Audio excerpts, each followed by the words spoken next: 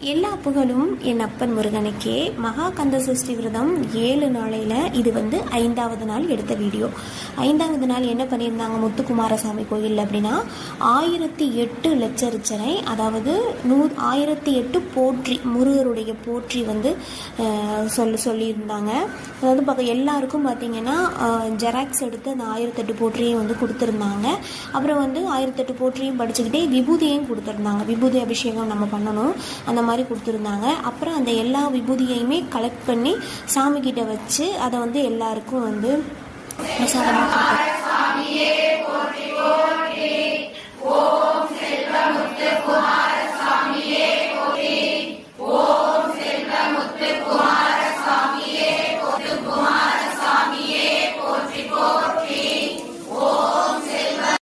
எல்லாத்தையும் அவன் பார்த்துப்பான் அப்படிங்கிற ஒரு நம்பிக்கையில் தானே நம்ம இருக்கோம். எல்லா